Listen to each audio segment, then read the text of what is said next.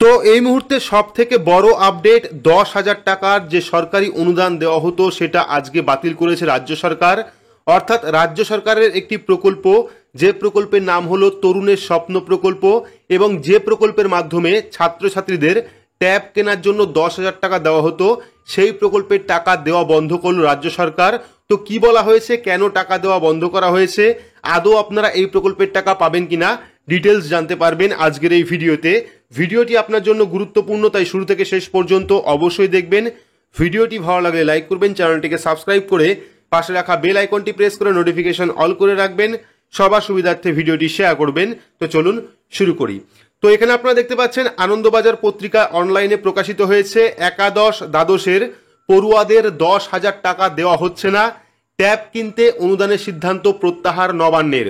অর্থাৎ যে 10,000 টাকা দেওয়া হতো একাদশ ও দ্বাদশের পড়ুয়াদের, সেই টাকা কিন্তু এইবার আর দেওয়া হচ্ছে না।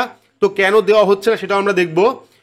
শুধু দ্বাদশ শ্রেণী নয়, এবার রাজ্যের একাদশ শ্রেণীর পড়ুয়াদেরও ট্যাব কিনতে 10,000 টাকা করে দেওয়ার সিদ্ধান্ত জানিয়েছিল নবান্ন।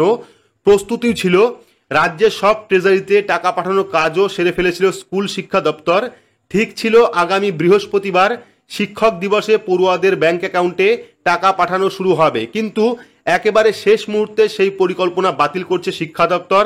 ইতিমধ্যেই সব ট্রেজারিকে সে ব্যাপারে নির্দেশ দেওয়া হয়েছে। তবে কেন এই সিদ্ধান্ত বদল করা হলো তা কিন্তু স্পষ্ট করা হয়নি সরকারি বিজ্ঞপ্তিতে।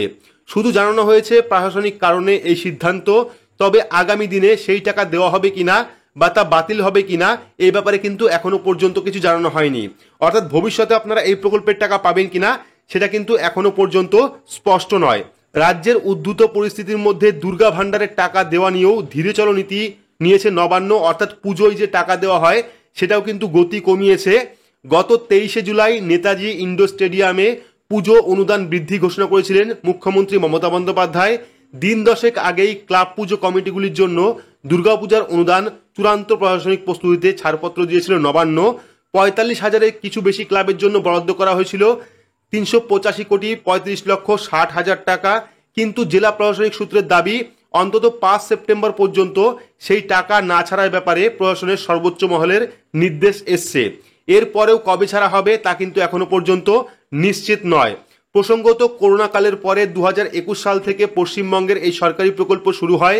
তরুণের স্বপ্ন নামে এই প্রকল্প সরকারি এবং সরকার পোষিত স্কুলের দ্বাদশ শ্রেণীদের পড়ুয়াদের এককালীন 10,000 টাকা দেওয়ার সিদ্ধান্ত হয়।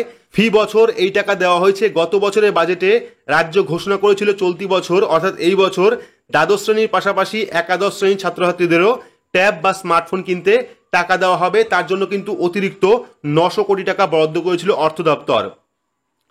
তারপর দেখতে পাচ্ছেন, এরপরে গত জুলাই মাসে রাজ্য সরকার এই প্রকল্পের টাকা যাতে সেপ্টেম্বরের প্রথম সপ্তাহে দেওয়া যায় তার প্রস্তুতি শুরু করেছিল। রাজ্যের সব জেলার ট্রেজারির 87টি অ্যাকাউন্টে মোট 1,333 কোটি 57,90,000 টাকা খরচের নির্দেশ পাঠিয়ে দেওয়া হয়। প্রতিটি ট্রেজারি থেকে সংশ্লিষ্ট এলাকায় স্কুলের পড়ুয়াদের ব্যাংক অ্যাকাউন্টে টাকা জমা দেওয়ার কথা বলা হয়। এর আগে রাজ্যের সব স্কুল থেকেই একাদশ দ্বাদশ শ্রেণীর পড়ুয়াদের ব্যাংক অ্যাকাউন্টের তথ্য সংগ্রহ করতে বলেছিল শিক্ষা দপ্তর। তবে সোমবার আচমকাই পড়ুয়াদের টাকা দেওয়ার সিদ্ধান্তে বদল আসে। অ্যালটমেন্ট অর্ডার বাতিল করে জানানো হয় 2024-25 অর্থবর্ষে এই টাকা দেওয়ার সিদ্ধান্ত বাতিল করা হয়েছে। পরে বলা হয়েছে দ্বাদশের সঙ্গে একাদশ শ্রেণীর পড়ুয়াদেরও ট্যাব কিনতে টাকা দেওয়ার সিদ্ধান্ত নবান্ন জানানোর পরই রাজ্য বিজেপির সাধারণ সম্পাদক জগন্নাথ চট্টোপাধ্যায় এটাকে পড়ুয়াদের ঘুষ বলে দাবি করেছিলেন। এখন টাকা দেওয়ার সিদ্ধান্ত বাতিল করার সিদ্ধান্ত জানার পর জগন্নাথ বলেন, আরজিকর কাণ্ডের পরে স্কুল পড়ুয়াদের আন্দোলন, তাতে ভয় পেয়ে আন্দোলন ভাঙার জন্য ঘুষ দেওয়ার সিদ্ধান্ত নিয়েছিল সরকার। আন্দোলনের আগুন নেভানো যাবে না বুঝে মুখ্যমন্ত্রী এই সিদ্ধান্ত বদল করেছে। তরুণের স্বপ্ন আপাতত দুঃস্বপ্নে পরিণত হয়েছে। জগন্নাথের দাবি, এই টাকা দেওয়ার জন্য রাজ্য সরকার সম্প্রতি বাজার থেকে 3,000 কোটি টাকা ঋণও নিয়েছে। তবে তৃণমূলের তরফে এর প্রতিবাদ করা হয়নি। দলের রাজ্য সহসভাপতি জয়প্রকাশ মজুমদার বলেন, বিষয়টি আমার জানা নেই, বিস্তারিত খোঁজ না নিয়ে কিছু বলতে পারবো না। অর্থাৎ তরুণের স্বপ্ন যে প্রকল্পের মাধ্যমে ট্যাব বা স্মার্টফোন কেনার জন্য স্টুডেন্টদের 10,000 টাকা দেওয়া হতো, যা কিন্তু গতকালকে অর্থাৎ বৃহস্পতিবার দেওয়ার কথা ছিল, কিন্তু সেই প্রকল্পের টাকা আপাতত বন্ধ। কবে দেওয়া হবে এই টাকা, এই নিয়েও কিন্তু সরকারের পক্ষ থেকে কোনো রকম আপডেট নেই। পরবর্তী সময় যদি এই নিয়ে কোনো আপডেট আসে তাহলে অবশ্যই চ্যানেলের মাধ্যমে জানতে পারবেন। তার জন্য অবশ্যই চ্যানেলটিকে সাবস্ক্রাইব করে রাখবেন এবং পাশে রাখা বেল আইকনটি প্রেস করে নোটিফিকেশন অল করে রাখবেন। ভিডিওটি প্রচুর পরিমাণে শেয়ার করবেন। তো আজকের মতো এইটুকুই, ধন্যবাদ।